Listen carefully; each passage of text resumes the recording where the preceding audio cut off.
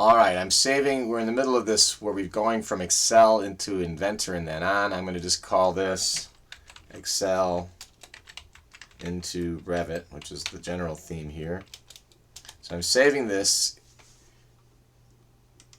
Should hit the options there, but I'm not going to. I'm going to now begin an assembly. So I'm going to go ahead and close that out and go new. This time I'm going to bring up an assembly.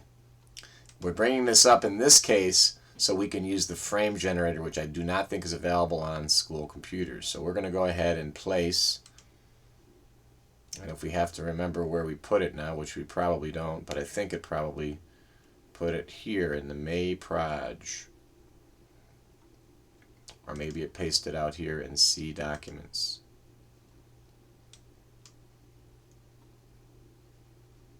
I'm going to pause here while I look for it. That continues to be one of the things about not setting up a project in this program that comes to get you.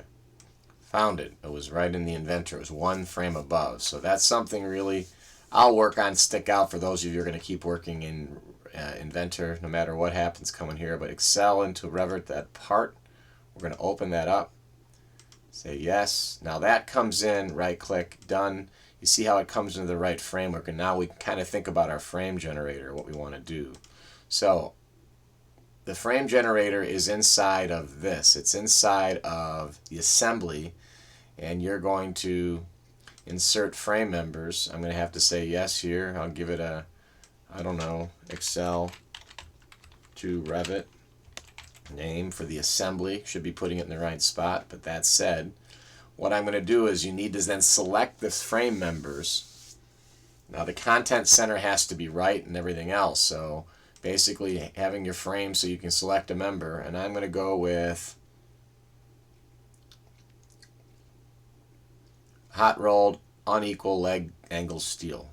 Alright, so we're going to select a member. We're going to basically, if you remember, we're going to select, there's some pretty large members. We're going to make some pretty small members here. I think these are generally in millimeters. Orientation right there in the center works for me. I'm going to grab insert members on edge, insert members between points. So let's just insert members on edge. I'm going to select my edges.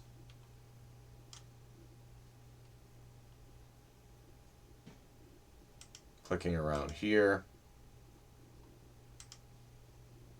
And there's my edges. So I'm going to grab the edges. I'm going to grab this edge. Yes. Grab that edge. Grab this edge. Grab this edge.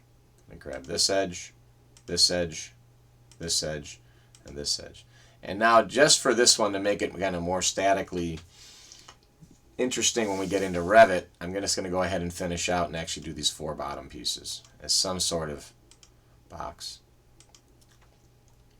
Hit OK, hit OK, hit OK. Alright, so that is this frame generator. It does amazingly, wildly interesting things. It's making a part. This is what I've talked about, I believe, with Mr. Hall. It's this idea of having a different part for everything. And that's essentially what it just did. It made frame members. Now, those frame members you can see are very thin, small, they're angled. And in this case, this is where you could go about doing things like, and I don't think we're going to do that. This is what Revit would do. You could go through and do some cleanup here. So we could actually go ahead and miter this member and hit OK. And it should miter those two together. Because of the way the angles were flipped, it's not necessarily going to work because the angle iron, the way it came in, is not there. So I'm going to miter a couple together, and I'm going to go ahead out here and do another miter. This miter is also not going to work, but I'll try it. Miter here. That functionality, I believe, also is in. You got a miter there. That miter looked a little bit better, and then we can actually do a notch. In other words, we're going to notch the frame number. We're going to notch is the blue. The frame number we're going to notch from is that. Hit OK and see what it does for me. It cut it right around it. So just done a couple of those things. Now what was the next bit? We'll see whether you can actually export this whole thing. We're going to export into a CAD format. And the CAD format that we want to generally seems to work are either step files or SAT files. SAT files, I think, were the one that were written into Revit. I will try both SAT and step. Hopefully I'll be able to transfer it. I'm going to hit a SAT file here.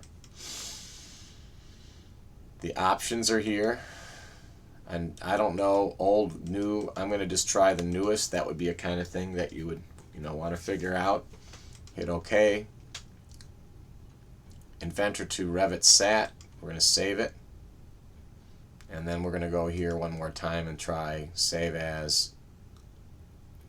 Do 3 different save as. We're going to do exports. 3 different exports. We're going to go back to the CAD format. Inventor the Revit step files.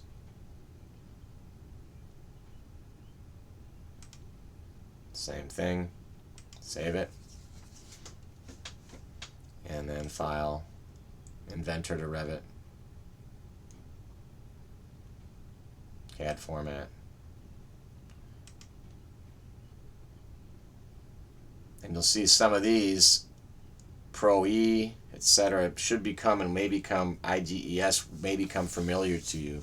There are a lot of different formats in the world. DXF and DWG are great, but I don't think they have the same degree of knowledge or deepness of material. XML, obviously, land XML. But I'm just going to go ahead. We've done step. I think we've done. I'll do it one more time. Look at my step options. Automotive design, configured control design, international standard. I'm going to go ahead and save that. I want to replace it. Okay, so in that, we have kind of done a frame generator thing. Now, and you've got this kind of cleanup here. I'm going to finish cleaning this one up just so you can kind of see the idea of the orientation of members being important. I hit apply here. That cleans up pretty well because the orientation of the unequal angle irons was there. So this is the kind of thing you're going to see when you're in Revit and you want to generate your truss. It's going to generate it off of your column member. It's going to generate your truss off of your column member. So I'm going to trim this one to frame. I'm going to trim the frame, the blue one, to the yellow ones. I think I can hold a shift here and a shift here. It only lets me do one at a time. Shift doesn't work. I'm going to hit OK. It should trim that out. It could not do it. It had some errors as it went through. So, all right. So right there, that's frame generator. Again, it's not available on the campus computers. I don't know why.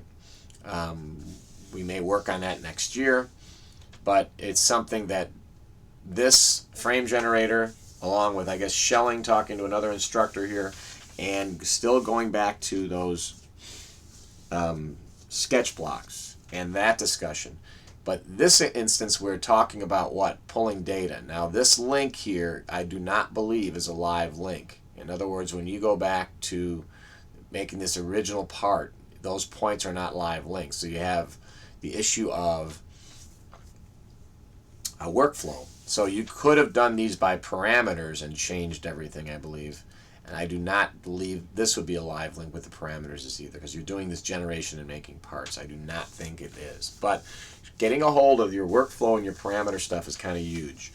What I'll do with that data now is I will bring it into Revit on campus and see how it ties in. But this is so you can see the link from Excel through Inventor into Civil 3D or Revit. And Realist, the last thing pulling in, many of you I think have figured out how to bring tins into Revit. Revit's got a really good visualization engine. So, there's many paths to do this. You don't want to go down the road with huge amounts of data. You want to go down with small amounts of data, and so that's why I framed this thing up as it is. So I'm going to kind of finish this drawing with this thing up in the Z. I don't know what this program calls front. I really find it odd that it calls that front. That's bottom, which is not, it's crazy because this is Z is up, but we'll end with that. Thanks for listening.